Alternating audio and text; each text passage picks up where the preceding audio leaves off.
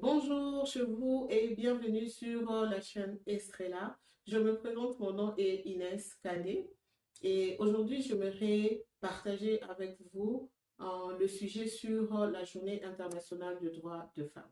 Alors, quand on entend par la Journée internationale des droits de femmes célébrée chaque 8 mars, la Journée internationale des droits de femmes est une journée de sensibilisation, de mobilisation et d'action dédiée pour la lutte des droits de femmes, la justice et les droits. Aujourd'hui, nous célébrons le 8 mars, mais d'où est venue cette date? Pour qu'aujourd'hui nous puissions célébrer chaque 8 mars le droit de femmes. En 1909, certaines femmes socialistes américaines décident de célébrer chaque dernier dimanche de février une journée nationale de femmes pour célébrer l'égalité des droits civiques. En 1911, l'Autriche, l'Allemagne, le Danemark et la Suisse ont débuté la célébration de la Journée internationale des droits de femmes le 19 mars. En 1913, la Russie célèbre le 3 mars la Journée internationale des ouvrières, puis ramenée au 8 mars l'année suivante. En 1917, il y a eu une manifestation de femmes en Russie pour exiger le pain et la paix un certain 8 mars. En 1921, le 8 mars, l'Union soviétique célèbre officiellement la journée des droits de femmes. En 1977, la journée des droits de femmes est célébrée dans de nombreux pays du monde après la Deuxième Guerre mondiale. Et c'est à la même année que les Nations Unies officialisent la Journée internationale des droits de femmes. Selon certaines versions, le choix de la date du 8 mars tire son origine de la manifestation de couturières new-yorkaises aux États-Unis en 1957. Pourquoi une journée internationale de droits de femmes? Pourquoi? C'est pour célébrer les avancées de droits de femmes sur l'égalité entre hommes et femmes. Alors, quelle est la vision des Nations Unies par rapport à cette lutte? Une seule vision, c'est celle d'une planète 50-50 d'ici 2030. Disons, dans seulement 6 ans. Nous aimerions avoir une planète 50-50, c'est-à-dire une planète où les hommes et les femmes sont égaux. Sont égaux en matière de justice, en matière de sécurité, en matière de développement. Alors, pourrions-nous dire, est-ce cela est envisageable? Avoir une planète 50-50 un jour? Oui, mais seulement selon certaines recherches que j'ai dû faire, on estime qu'il faudrait encore à peu près 300 ans, je dis bien 300 ans, 300, pour finalement obtenir cet équilibre. Alors, pourquoi une journée internationale de droits de femmes? Pourquoi? C'est pour célébrer les avancées de droits de femmes sur l'égalité entre hommes et femmes en tant que partenaires et bénéficiaires du développement de droits de l'homme, de l'action humanitaire et de la paix et aussi de la sécurité. Je dirais que malgré les avancées de ces dernières décennies, le chemin reste encore long pour atteindre cette égalité entre hommes et femmes. Et nous pouvons le remarquer. Nous pouvons bien voir ça autour de nous. Nous pouvons bien voir ça dans la société où nous vivons. Nous pouvons bien voir ça dans le travail. Nous sommes encore très loin d'atteindre cet objectif. Aujourd'hui, nous le savons et nous le vivons malheureusement. Les femmes, les jeunes filles subissent encore des violences sexuelles, la discrimination dans le milieu professionnel, il y a l'exclusion sociale, il y a de ces choses qui se passent aujourd'hui encore en 2024 qui laissent à désirer. Alors, chaque année, il y a toujours un nouveau thème autour duquel nous devons nous mettre ensemble et cogiter et afin de pouvoir un jour atteindre cet objectif. Lorsqu'on parle du 8 mars, qu'est-ce qui nous vient en tête en fait, en premier lieu? qu'est-ce qui nous vient en tête lorsqu'on parle du 8 mars?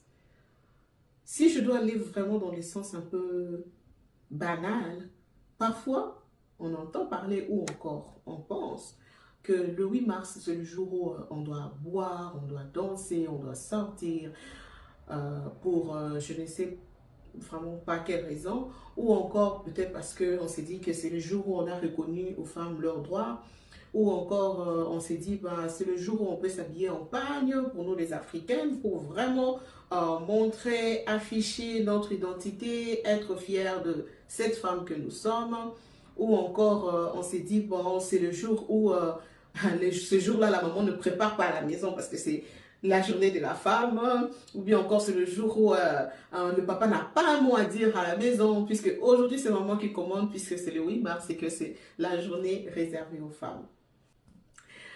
En fait, le 8 mars est une journée d'action, de sensibilisation et de mobilisation dédiée pour la lutte de droits de femmes.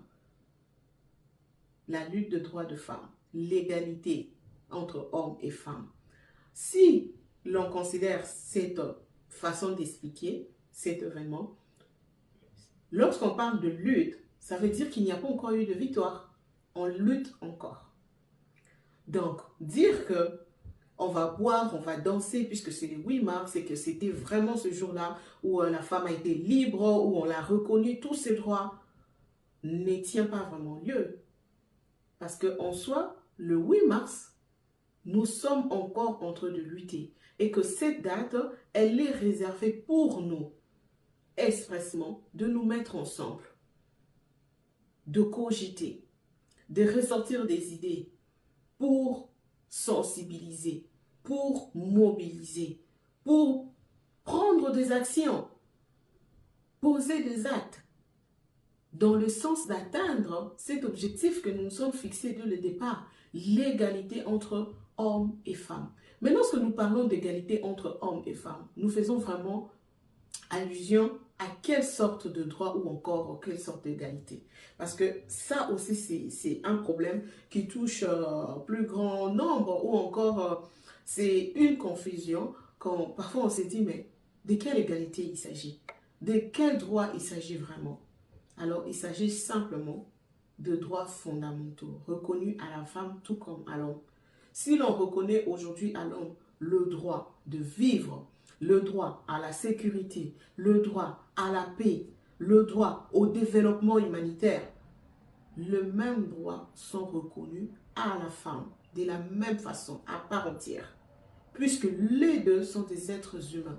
Et étant êtres humains, nous avons de droits fondamentaux qui sont identiques. Il n'y a pas de différence.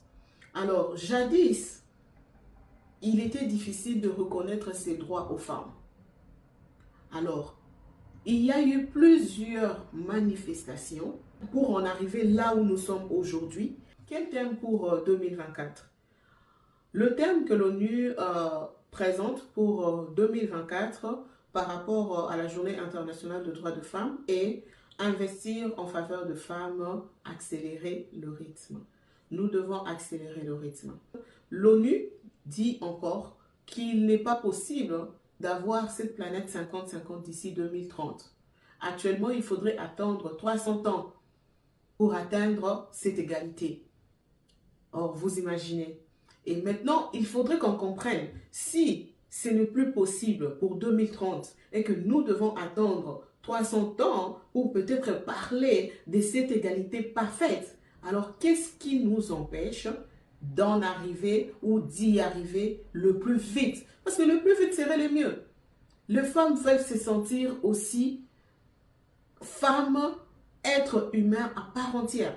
Elles veulent aussi que leurs droits soient respectés et reconnus. Alors, attendre 300 ans pour peut-être parler de cette égalité totalement, qu'est-ce qui nous empêche d'y arriver le plus tôt? Entre autres, les finances. C'est comme ça que pour le thème de 2024, on a parlé de investir en faveur de femmes, accélérer le rythme. Plus on va investir en faveur de femmes, plus on va accélérer la chose. et nous allons obtenir ces mondes égalitaires que nous envisageons tous. Si nous devons voir un peu dans notre société, quel impact a la journée internationale des droits de femmes? Quel impact cette journée a sur nous? Quel impact a cette journée sur nous, les femmes, sur les hommes, sur les enfants? Comme je disais, ce n'est pas un jour où on sort, on boit, on fait la fête. C'est un jour où on se met ensemble pour réfléchir. Qu'est-ce que nous pouvons faire pour essayer de changer un peu les choses, pour essayer de changer un peu notre façon de voir les choses de l'époque où la femme n'était pas considérée, où le droit de la femme n'était pas non plus pris en compte. Qu'est-ce qu'on doit faire pour emmener notre monde d'aujourd'hui à vraiment reconnaître ses droits aux femmes, parce que ce sont des droits fondamentaux. Ce sont des droits reconnus à la femme dès par son existence. Elle a ces droits-là, le même droit qu'à l'homme. Il y a une différence entre les droits de la femme et une différence de la femme n'a aucun droit. Comment pouvons-nous dire que la femme est un être humain alors qu'elle n'a aucun droit? Ou encore, on ne lui reconnaît pas le droit de travailler, on ne lui reconnaît pas le droit d'être en paix, le droit d'être en sécurité, de faire le métier qu'elle veut exercer. Alors qu'elle a un cerveau, elle réfléchit, elle a la force de travailler. Pourquoi ne pas reconnaître ses droits à un être qui a toutes ses potentialités en elle? Alors, nous comprenons que reconnaître le droit fondamentaux à la femme ne veut pas dire diminuer l'homme, ne veut pas aussi dire prendre la place de l'homme, ne veut pas non plus dire que la femme n'est plus soumise ou ne sera plus soumise à l'homme. Ça ne veut rien dire de tout cela. Je donne un exemple. Parmi les droits fondamentaux, nous retrouvons le droit à la vie. Si on ne veut pas admettre que la femme a ses droits fondamentaux, alors c'est une façon d'admettre que la femme n'a pas droit à la vie. Lorsque je le dis, ça choque, mais essayons de rentrer dans la réalité. Essayons de rentrer dans la société dans laquelle nous vivons. Regardons autour de nous. Je prends l'exemple de la RDC, le Congo. Aujourd'hui, à l'est de la RDC, la femme est chosifiée. C'est la femme qu'on utilise comme une arme de guerre. C'est le corps de la femme qu'on utilise comme une arme de guerre. C'est la femme qu'on viole. C'est la jeune fille qu'on viole. C'est la fille qu'on viole. Carrément, on ne reconnaît aucun droit à cette femme. On la chosifie. On pense qu'elle ne sert à rien, peut-être, à l'exception d'utiliser son corps. Et utiliser son corps pour quelle fin? Alors que cette femme-là a droit sur son corps. Elle a droit de décider de ce qu'elle veut de son corps. Tout comme l'homme a le droit de décider de ce qu'il veut de son corps. Même la Bible nous dit que Dieu nous a créés hommes et femmes. Et il nous a créés égaux. La femme est sortie de l'homme. Elle est sortie de la côte de l'homme. En sortant de la côte de l'homme, il y a l'homme qui crie « Voici l'os de mes os, la chair de ma chair ». Ça veut dire que cette chair qui se trouve en la femme se trouve aussi dans l'homme. L'homme le reconnaît, Adam le reconnaît, qu'elle a la chair que j'ai, elle a les os que j'ai. Ça veut dire que cette femme a aussi le sang qui coule dans ses veines, tout comme le même sang qui coule dans les veines d'un homme.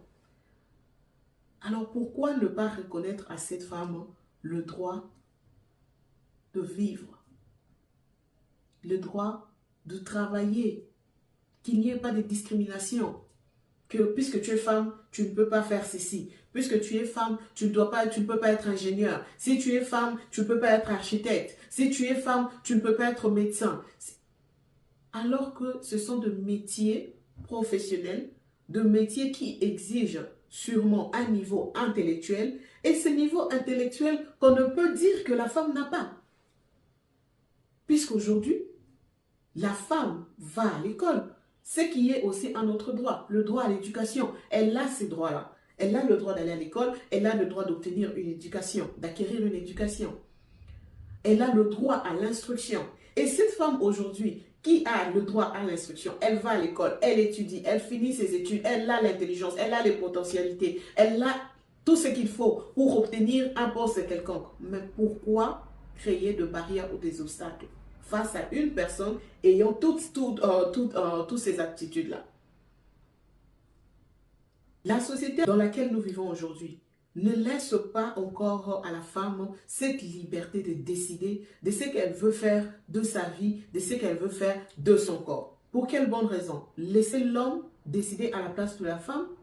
Je pense que c'est un peu égoïste de ma part personnellement. Je pense que c'est un peu égoïste puisque vous êtes tous des êtres humains créés à l'image de Dieu. De s'imposer sur un autre être comme vous et prendre des décisions à sa place. Je pense que c'est vraiment injuste. Et c'est ce que nous subissons dans notre société d'aujourd'hui. Et c'est à cause de tout ça que nous, aujourd'hui, on décide d'avoir une telle journée, une journée où nous allons nous asseoir pour essayer de voir un peu qu'est-ce qui ne marche pas. Pourquoi nous n'arrivons pas à avoir des hommes et des femmes égaux, égaux devant la loi, égaux dans le milieu professionnel, égaux dans le développement humain.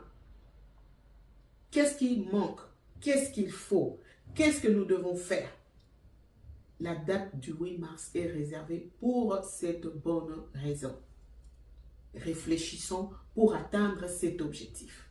Le droit humain est le droit reconnu à toute personne, à tout être humain. Les droits fondamentaux sont de droits reconnus à tout être humain, homme ou femme.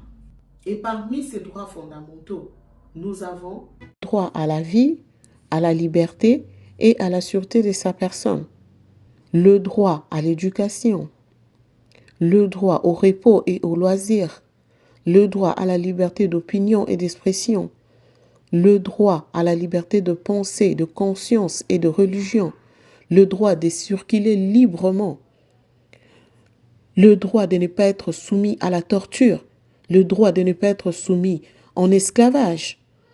Tout individu a droit à la vie, à la liberté, à la sûreté de sa personne. Tous sont égaux devant la loi et ont droit, sans distinction, à une égale protection de la loi. Tous les êtres humains naissent libres et égaux, en dignité et en droit. Ils sont doués de raison et de conscience et doivent agir les uns envers les autres. Ces droits, aussi simples qu'ils soient à un être humain. C'est injuste, c'est parfois cruel.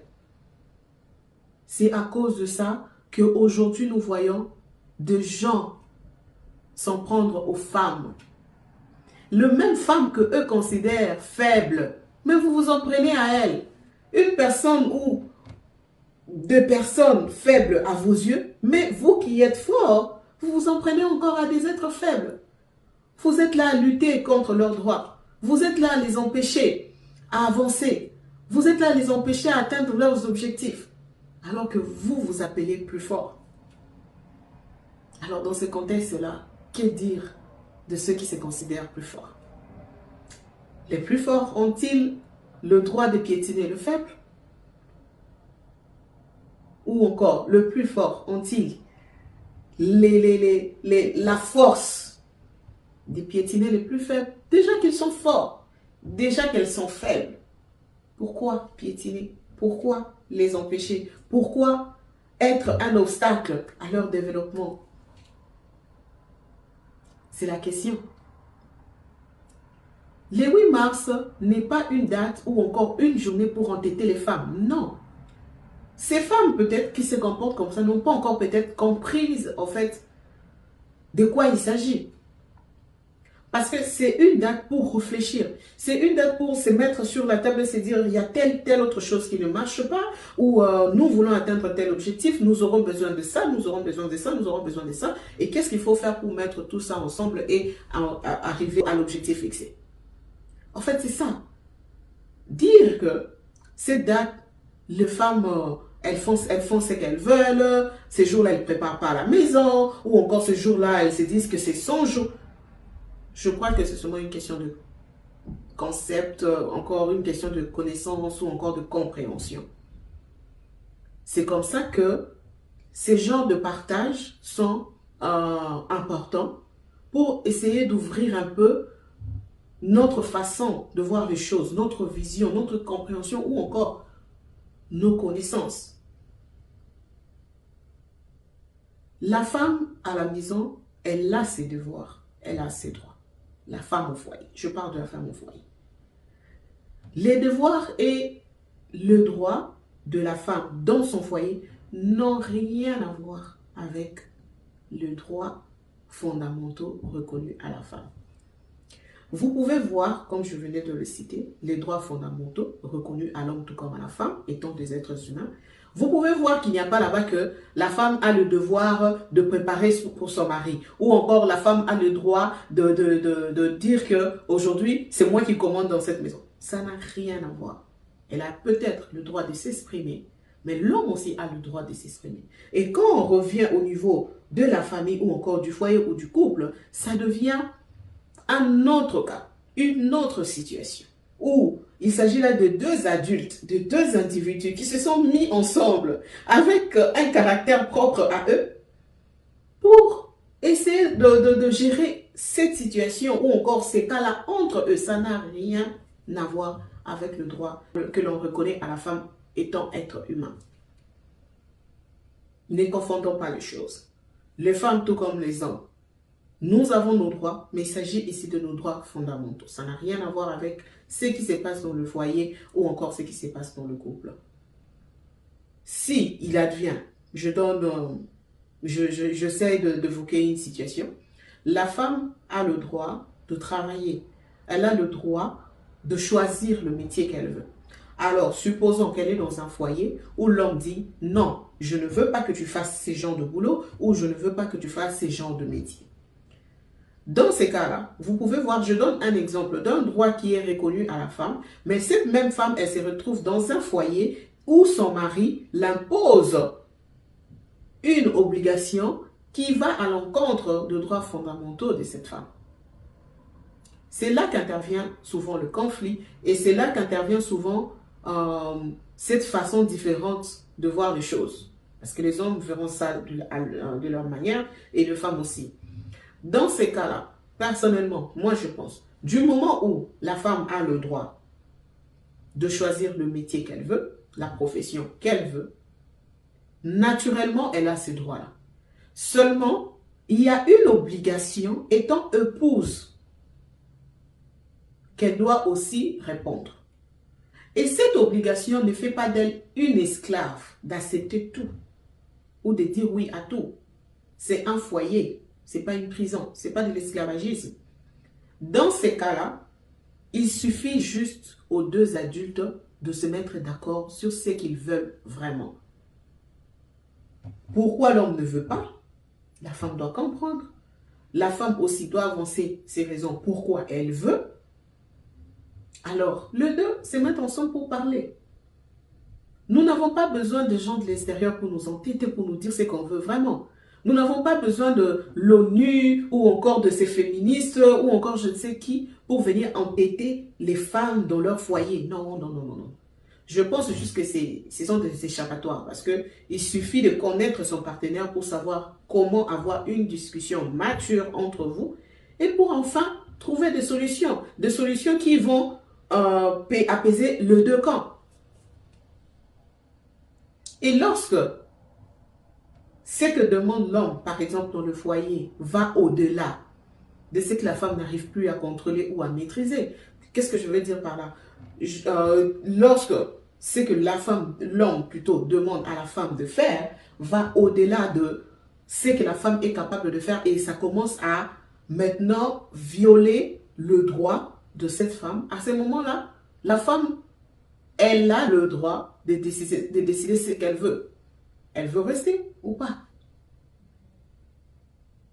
La justice n'intervient que lorsque, dans des cas extrêmes, dans des cas où carrément on voit que non, non, non. Là, le droit de cette femme sont vraiment bafoués.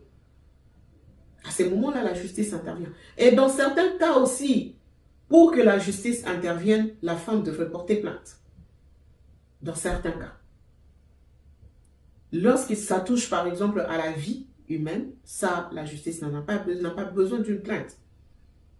Mais lorsqu'il s'agit par exemple de la femme doit travailler ou ne doit pas travailler, c'est à la femme de poursuivre son mari en justice si elle le veut. Ce que je veux dire par là, c'est quoi?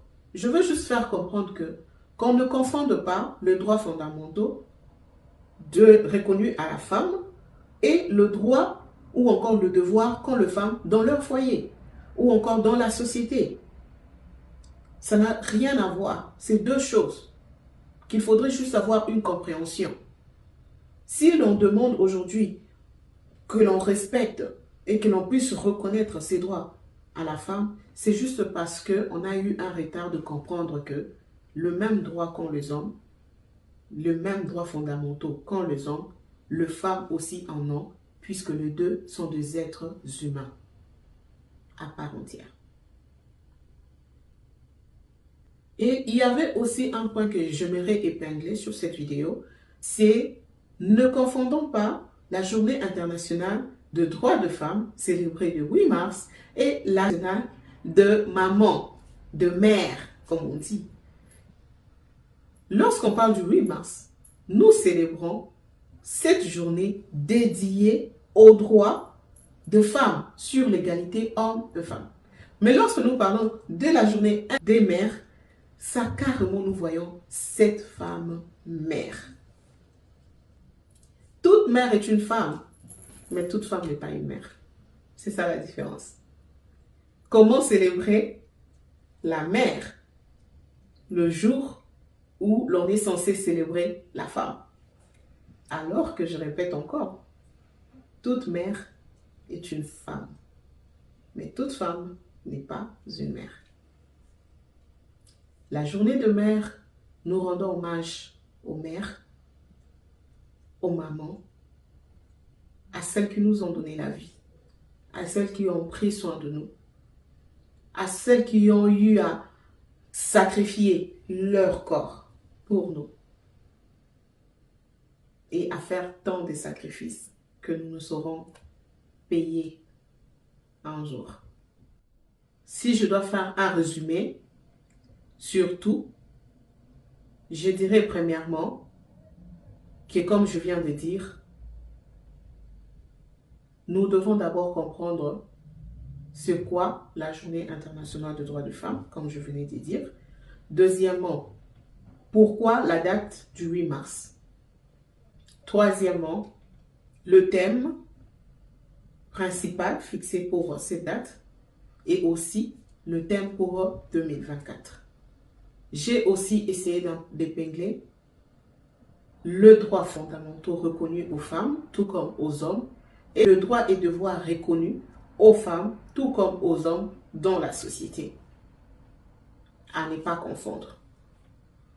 Et aussi, je donnais un exemple. Parmi le droit fondamental reconnu aux femmes, il y a le droit à la vie. Aujourd'hui, si dans certains pays comme le Congo, la femme est chosifiée, la femme est utilisée comme une arme de guerre, c'est juste parce qu'on ne reconnaît pas ses droits à la vie. La femme a droit à la vie aussi.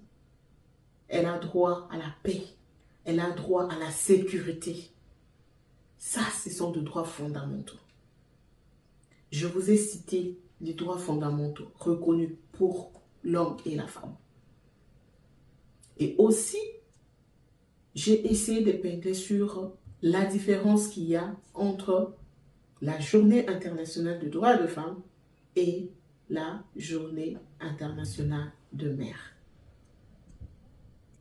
J'espère seulement que cette vidéo nous a apporté un plus sur ce que nous avons déjà comme connaissance et que nous pouvons la partager pour essayer de partager aussi avec les autres ce qu'on a ajouté comme connaissance. Et aussi, pourquoi pas, que cette vidéo et tout ce que nous avons parlé ici puisse servir d'un débat. Un débat qui va encore essayer de faire jaillir de bonnes idées. Pourquoi pas ne pas en parler? Pourquoi pas ne pas faire de ça de sujets de dissertation, des sujets de débat? Comme ça, nous allons encore apprendre plus. Et ainsi, nous allons sûrement finir par résoudre ces mystères d'égalité entre hommes et femmes, bien que le chemin reste encore très long. Comme je l'ai dit, actuellement l'ONU parle de 300 ans pour qu'on parle encore de ces mondes. Eh bien, chères femmes, ne nous décourageons pas. Ça choque, ça fait peur quand on entend 300 ans. Mais alors, ça reste une utopie des Saint Thomé. Non, ne nous décourageons pas. Deuxièmement, n'attendons pas que les autres le fassent à notre place. N'attendons pas qu'un jour qu'on nous dise « Oh, c'est arrivé finalement ». Non. Ça n'arrivera que lorsque chacune de nous s'élèvera, se réveillera de son sommeil et agira. C'est à ce moment-là que le changement arrivera. C'est à ce moment-là que nous ne parlerons plus de lutte, mais nous parlerons de la victoire. Tenons bon. Les obstacles, il y en aura. Les difficultés, il y en aura. Fixons nos yeux sur l'objectif. Qu'est-ce que nous voulons vraiment? Lorsque nous fixons nos yeux sur l'objectif, rien ne nous arrêtera. Femme, n'attends pas à être ministre pour faire quelque chose. N'attends pas à occuper un poste important pour penser que tes actions comptent. N'attends pas que les hommes te donnent de la place pour croire que le moment est venu pour toi d'agir. Là où tu es, et maintenant, c'est le moment. Femme ménagère, femme maraîchère, femme avocate, médecin, ingénieur, toute femme du monde, de toute race qui puisse exister. Tu comptes. Ton action compte. Lèvons-nous. Réveillons-nous. Et merci pour votre temps. Bien de choses sur vous. On se retrouve à la prochaine avec un nouveau